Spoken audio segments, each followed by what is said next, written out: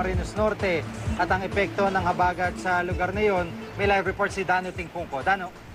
Jiggy, may bantama ng ulan, hindi ito ramdam sa malaking bahagi ng Camarines Norte na una nang nakatapat ang bagyong Glenda noong nakaraang linggo. Jiggy, ngayong mga bandang alas 4 na lang ng hapon tayo nakaranas ng ulan. Bagamat kumpara sa ibang lugar, halimbawa dyan sa Rizal, dito naman ay hindi naman ganon kalakasan ng ulan. Ang Daet River simula kaninang umaga ay kalmado, mababaw at banayad ngayong umaga. Isa ang Daet River sa dalawang ilog na binabantayan ng Office of Civil Defense Region 5. Bukod kasi sa ilog na ito, binabantayan din yung ilog ng Labo na posibleng umapaw sakaling umulan ng malakas at walang tigil. Sa dalampasigan ng Daet na kilalang surfing capital, banayad din ang dagat.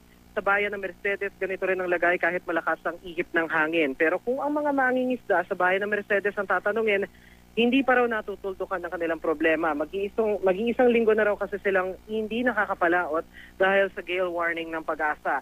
Kaya di na raw katakataka kung ang ilan nakita namin na pumalaot at nakikipagsapalaran sa alon. Para daw ito sa kanilang pang-ulam at pagkain kung hindi para sa kanilang hanap buhay. Batid naman daw nila na kaligtasan nila ang babala ng mga, para sa kanilang kaligtasan, rather, ang babala ng mga otoridad. Pero sana raw, mas pang matagalang tulong ang ibigay sa kanila ng gobyerno, halimbawa ang trabaho. Jiggy? At Dano, naibalik na ba yung supply ng kuryente dyan sa normal, dyan sa, particular dyan sa Daet, Camarines Norte?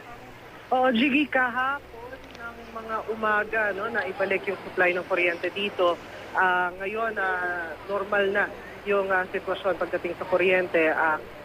Kanina ng umaga ay may pasok na rin. Hindi lang ang mga empleyado, pati na rin ang mga estudyante, Jiggy. Oo, at nabanggit mo, yung isa sa mga pila ng mga mangingisda dyan, pangmatagalang kabuhayan o trabaho.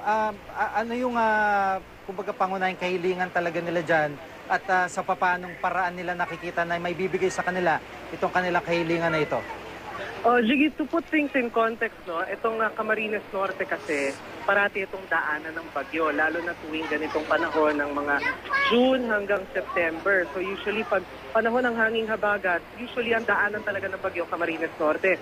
Doon sa bayan ng Mercedes, pati na rin doon sa bayan ng Pinson, na coastline din, pangingisda yung pangunahin kung hindi yung tanging ikinabubuhay ng mga taga roon. So kung i-combine mo yung dalawang factor na yon, madalas sa daanan ng bagyo at pangingisda lang ang tanging kinabubuhay, madalas silang nababangko o madalas silang nababakante.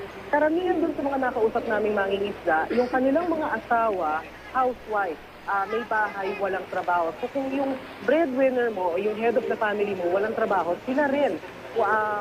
Yung asawa nila walang trabaho, wala silang mapagkukunan. Hindi lang ng kanilang ikinabubuhay, kundi pati nung mismong kakainin nila. So ang apela nila sa gobyerno imbis na bukod dun sa relief, kasi syempre makakatulong relief, pansamantalang pantawid gutom, mas hinahanap nila ngayon yung long-term solution na kung pwede yung mga asawa nila, mga may bahay nila, mabigyan ng trabaho para kung sakaling dumating yung panahon na hindi sila pwedeng pumalaot, at least maipagpapatuloy nila o maipagpapatuloy nila ng normal yung kanilang ikinabubuhay.